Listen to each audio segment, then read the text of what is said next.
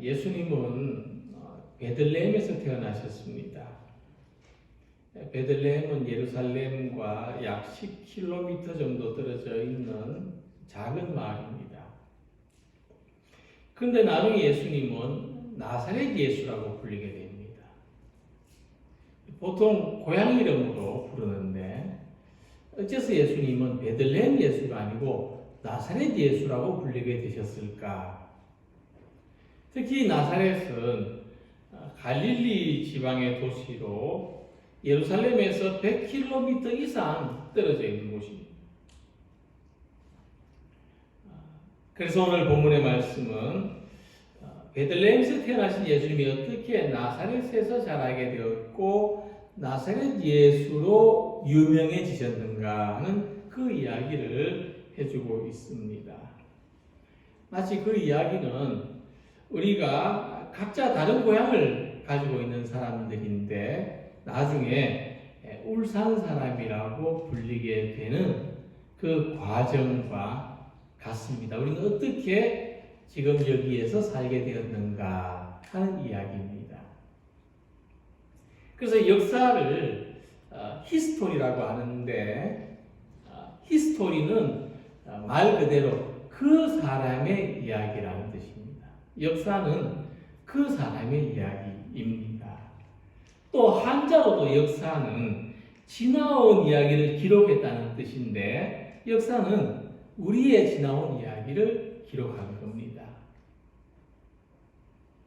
그래서 역사는 우리들의 이야기입니다. 나의 이야기입니다. 우리는 거기에서 내가 역사라고 하는 것과는 나는 상관없이 사는 사람이라고 생각할지는 몰라도 그러나 역사는 그 본질상 우리의 이야기고 나의 이야기라 하는 것입니다. 자, 그렇다면 오늘 역사는 우리에게 어떤 의미가 있느냐 하면 내가 어디에서 무엇을 하고 있느냐가 역사입니다. 지금 나는 어디에서 무엇을 하고 있느냐. 그것이 나의 역사이기도 하지만 크게는 전체의 역사이기도 한 것입니다. 본문을 보면은 예수님께서 베들레헴에서 헤롯의 박해를 피하기 위하여 이집트로 갔다가 헤롯이 죽은 후에 다시 갈릴리 나사렛이라는 마을로 들어와서 살게 되었다는 것을 전해주고 있는데 바로 이 기록이 역사입니다. 예수님의 역사요, 우리의 구원의 역사입니다. 근데 13절을 보면은 주의 사자가 요셉에게 현몽하였다 이렇게 말씀하고 있습니다. 그래서 일어나서 아기와 그 어머니를 데리고 애굽으로 피하여 거기에 있으라. 내가 다시 부를 때까지 거기에 피해 있으라. 이렇게 현몽하였다고 했습니다.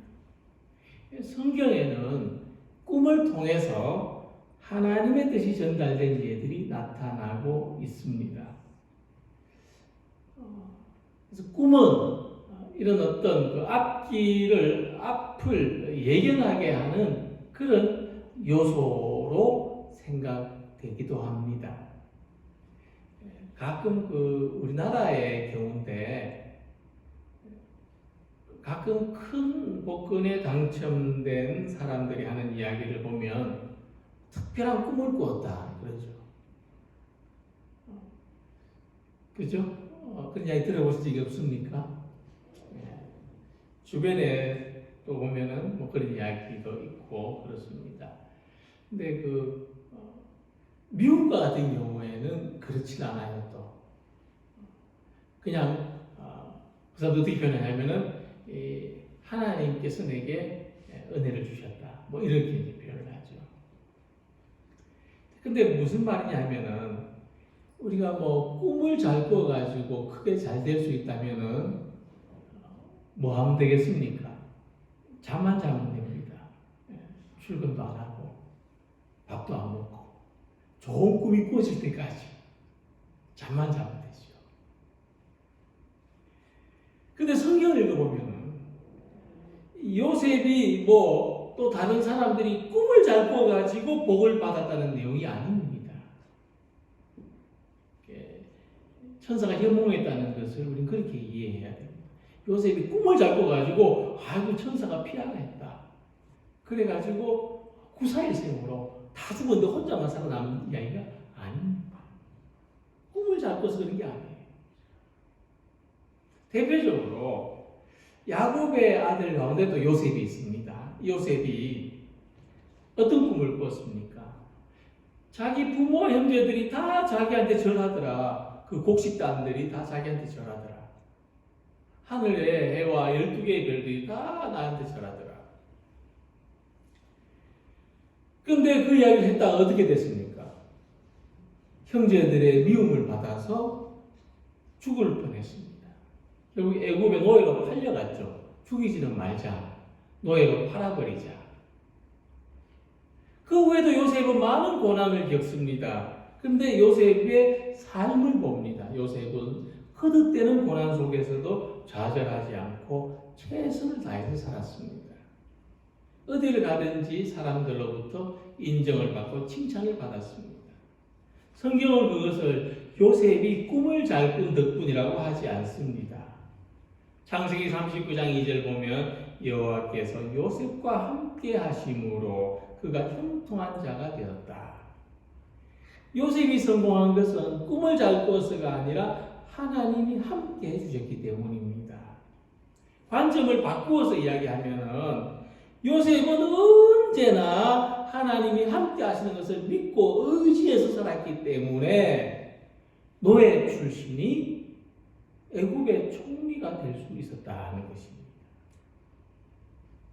이같이 예수님의 부친 요셉도 단순히 특별한 꿈을 꾸어서가 아니라 이 꿈에 나타난 천사의 말씀을 하나님의 뜻으로 믿고 그 말씀대로 살았기 때문에 그 요셉의 순종으로서 예수님이 나사렛 사람이라고 불리리라 하신 예언의 말씀이 이루어졌다는 겁니다. 즉 우리의 하나님의 말씀에 대한 우리의 순종이 이 역사 속에서 하나님의 뜻이 실현되어지는 도구가 된다는 말씀입니다. 그래서 꿈은 역사가 아닙니다. 어떤 역사를 봐도 나 국사책에 봐도 누가 꿈을 꿔서 그 다음에 이렇게 됐다 그런 이야기가 없습니다. 꿈은 역사보다는 신화적인 요소에 가깝습니다. 신화에 나오는 이야기입니다. 근데 꿈을 현실에서 잘 살아내면 역사가 되는 겁니다. 그냥 꿈은 신화에 불과하지만 꿈대로 살아가면 역사가 됩니다. 그런 점에서 우리들도 우리의 꿈 속에서 하나님의 뜻을 발견하고 그 뜻을 붙들고 살아가기를 소망합니다. 우리의 꿈은 자다가 일어나서 깨면 아무것도 아닌 꿈이 아니라 오늘을 살아가는 비전이 되기를 소망합니다. 즉 하나님의 우리의 삶 전체가 하나님의 뜻을 따르는 믿음의 삶이 되시기를 소망합니다. 자, 그럼 우리가 어떻게 하나님의 뜻을 따르는 믿음의 삶을 살 것인가? 오늘 본문을 보면은 두 종류의 사람이 등장하는 것을 볼 수가 있습니다. 요셉 같은 선한 사람과 헤롯 같은 악한 사람입니다. 주의 사자가 요셉에게 현몽하여 이르되 헤롯이 아기를 찾아 죽이려 한다. 그러니까 이 말씀에서 요셉은 예수님을 지키고 보호하는 사람, 헤롯은 예수님을 죽이려는 사람, 이렇게 나타나고 있습니다. 이처럼 역사에서 선한 사람은 하나님의 뜻을 이루는데 의의 도구로 사용되고 악한 사람은 역시 하나님의 뜻을 이루는데 불의의 도구로 사용되는 것입니다. 우리가 이것을 보면서는 교훈이 있는데, 하나님께서는 장차 예수님이 나사렛 사람이라고 불려지게 되고 사람들에게 알려지게 되시는데, 그 뜻을 이루기 위해서 요셉의 선함도 사용하시지만은 헤롯의 악함도 사용하신다 하는 것입니다. 그것은 헤롯의 악함에 어떤 긍정적인 요소가 있다는 것이 아니고, 결국 우리의 삶의 모든 것은, 현상은 하나님이 쓰시는 도구다는 말씀입니다. 그러니까 세상의 역사 속에 선함도 있고 악함도 있습니다. 오늘의 세계 속에도 마찬가지로 선한 세력, 악한 세력이 있는데, 결국 선이 악을 이기게 된다. 결국 선이 악을 이기게 된다는 그런 역사관을 우리에게 가르쳐주고 있는 것입니다. 그래서 오늘 악함이 역사하는 세상 속에 살고 있다 할지라도 우리는 장차 두고 보면 알 일이다. 하나님은 선함이 악함을 이기게 하신다. 이런 역사관, 이런 믿음을 가지고 살아가시기를 소망합니다. 자, 그래서 그러니까 결국 사람의 선함이나 악함이나 이 모두가 하나님이 사용하시는 도구라는 건데, 시편 23편을 보면은 목자들이 양을 칠 때 두 가지 도구를 사용합니다. 하나는 지팡이, 다른 하나는 막대기죠. 주의 지팡이와 막대기가 나를 안위하시나이다. 얼핏 지팡이, 막대기 같아 보이지만은 용도가 다릅니다. 지팡이는 양들을 바른 길로 인도하는 데 사용하고, 막대기는 사나운 짐승들을 물리치는 데 사용합니다. 그래서 이사야 10장 5절 보면 아수르 사람은 화 있을진저 그는 내 진노의 막대기요 하는 말씀이 있습니다. 내 진노의 지팡이가 아닙니다. 내 진노의 막대기입니다. 아수르라는 나라의 용도입니다. 하나님은 아수르라는 나라를 진노의 막대기로 사용하신다 하는 것입니다. 자, 그래서 하나님의 역사에서 오늘 이 세상에서 지팡이로 사는 사람이 있고 막대기로 사는 사람이 있습니다. 나는 지팡이의 삶을 살고 있는가? 나는 막대기의 삶을 살고 있는가? 한번 생각해 볼 일입니다. 선한 사람은 지팡이로 사용되고 악한 사람은 막대기로 사용됩니다. 악하고 잔인한 헤롯은 유대를 다스리는 왕으로 세워졌지만 막대기였습니다. 그는 지팡이가 아니었습니다. 그는 막대기로 살았습니다. 막대기로 쓰임받았습니다. 그는 유대의 왕이 나셨다는 소식을 듣고 모든 계략과 폭력을 아끼지 않았습니다. 만약 헤롯이 왕이 되기 전에 그냥 로마의 귀족으로만 살았더라면 역사의 폭군으로까지는 기록되지 않았을 겁니다. 하지만 그 유대의 왕이 돼서 더 큰 영향력을 미치게 됐는데, 근데 더 큰 악을 저지르는 사람이 됐습니다. 그래서 그는 역사를 통한 하나님의 심판 앞에 서게 된 것입니다. 오늘날에도 마찬가지입니다. 지팡이로 사는 사람이 있고 막대기로 사는 사람이 있습니다. 나는 어떻게 살 것인가? 우리는 지팡이로 사는 사람들이 되시기를 소망합니다. 이 막대기의 삶은 좀 힘있고 권세있고 그럴듯해 보이고 성공한 것 같고 그래 보이지만은 결국 쓰고 나면 버림받는 것이 막대기입니다. 용도가 없어지면 아무도 거들떠보지도 않는 것이 막대기입니다. 우리가 하나님의 선한 도구로 살아가려고 하면 고난도 있고 도전도 받겠지만, 그런데 선한 열매를 이루게 하십니다. 우리의 삶이 젊어서 막대기처럼 막 살면 나중에 어떻게 되겠습니까? 아무도 돌아보지 않는 그런 사람이 되고 만다는 것입니다. 산에 가면은 사람들이 쓰다가 두고 간 지팡이를 발견할 수가 있습니다. 이 생나무를 꺾어서 쓰는 것보다 누가 쓰다가 거의 내려놓고 간 이 지팡이를 주워서 쓰는 것이 훨씬 더 유용합니다.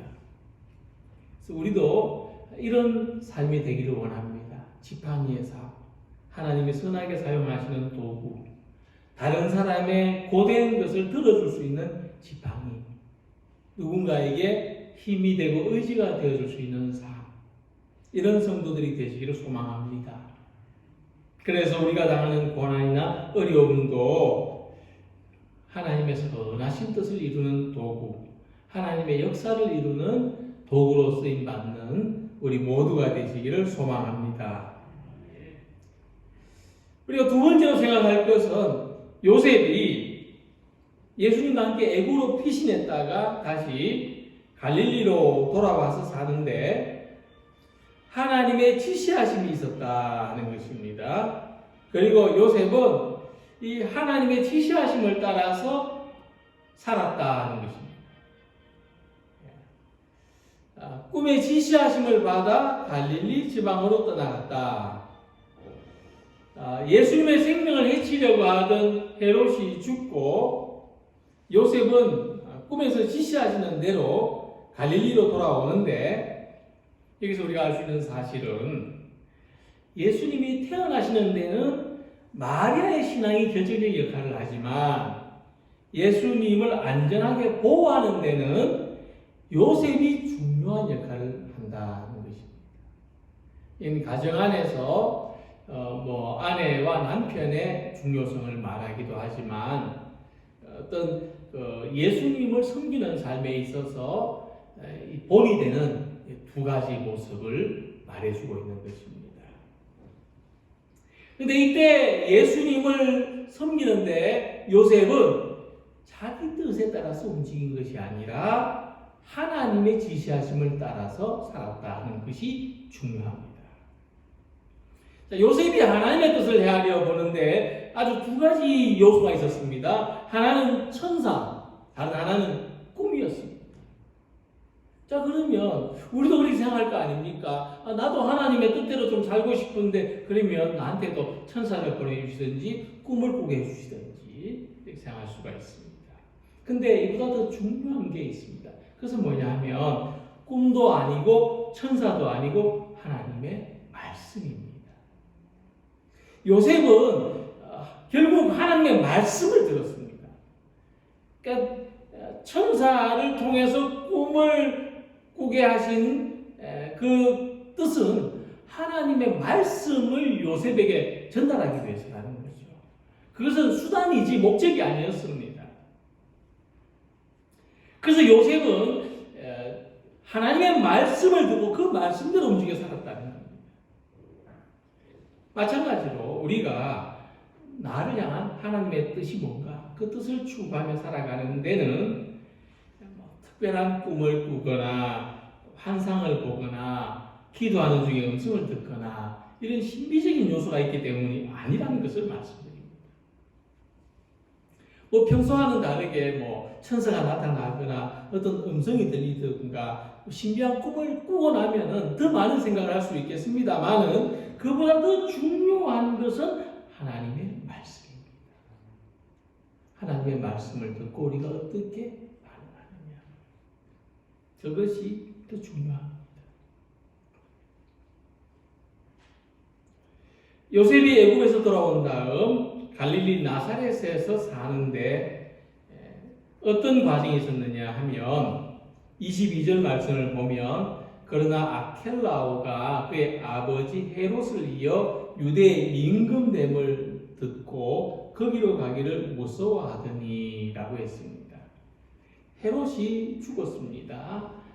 헤롯 대왕이라 합니다. 그 다음에도 헤롯이라는 이름을 아들들이 가지고 살기 때문에 구분하기 위해서 예수님이 태어나실 때의 헤롯은 헤롯 대왕입니다. 자, 그 다음에 유대 나라는 분봉한다고 합니다. 분봉. 여러 개로 나누어져서 통치됩니다. 아들들이 여러 대였거든요. 그래서 나누어 줍니다.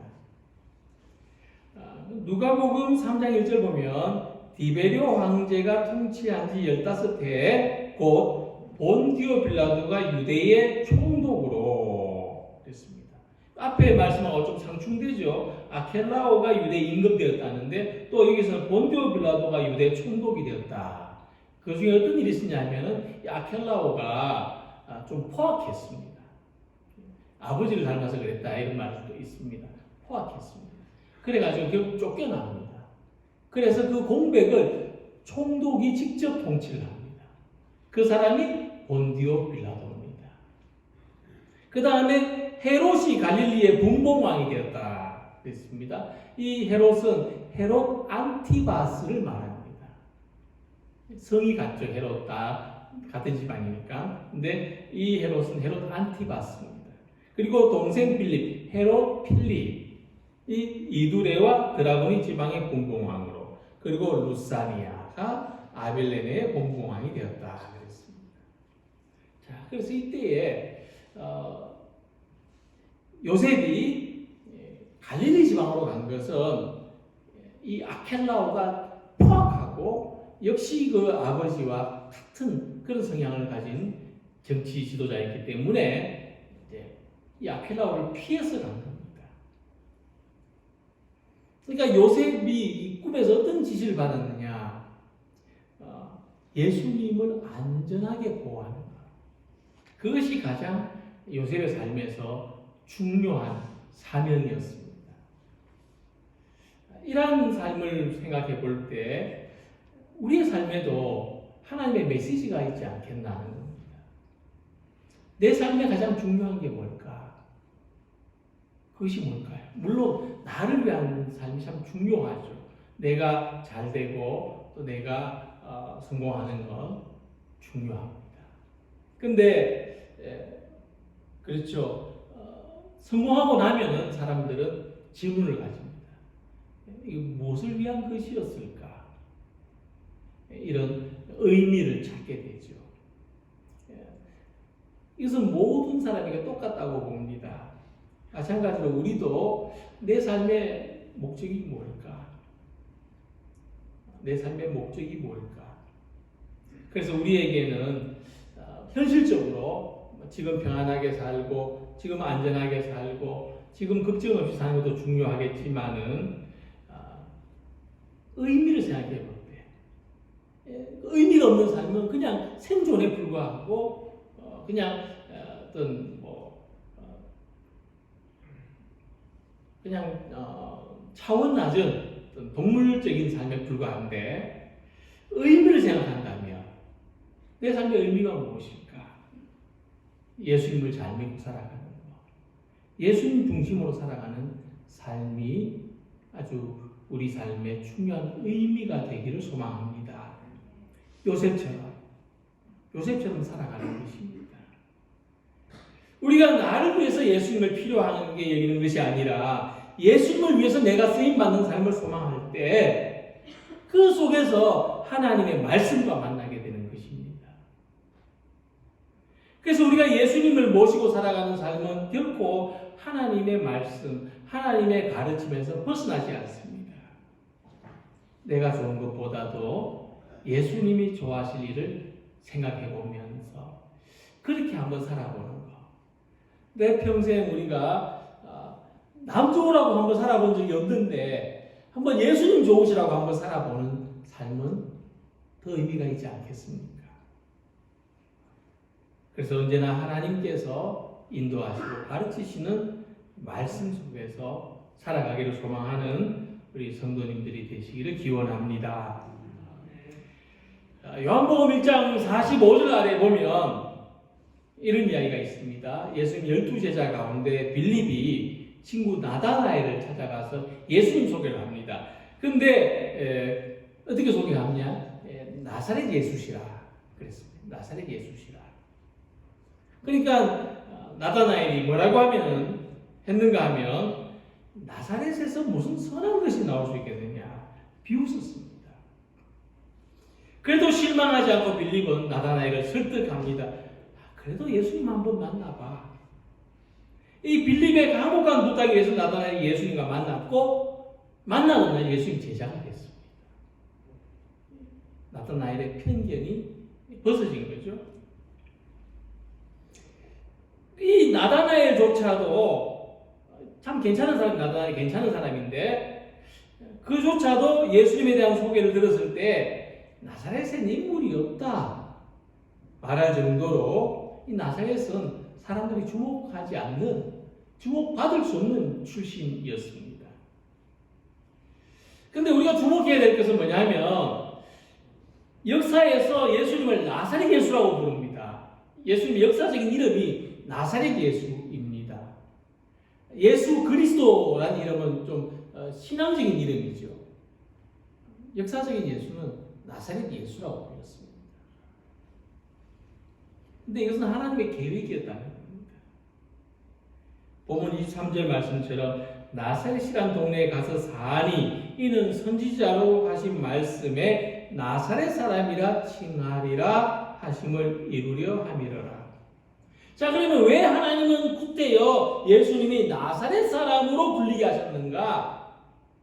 도대체 무엇을 위해서 이 나사렛 사람이란 명예롭지 못한 말, 천시받는 말을 듣게 하셨는가?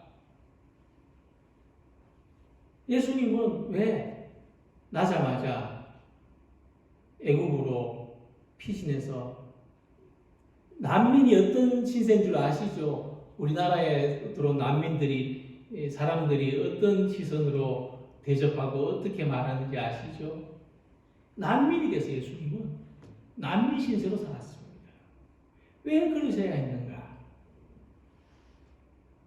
예수님은 우리를 구원하시려는 하나님의 계획 안에서 낮아지셨고 가난하셨고 고난을 받으셨다는 말씀입니다.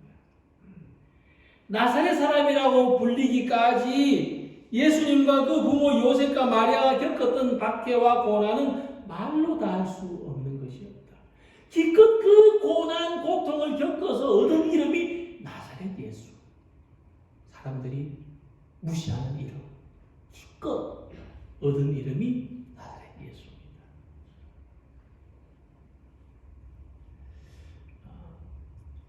우리의 믿음은 꿈을 꾸는 것이 아닙니다.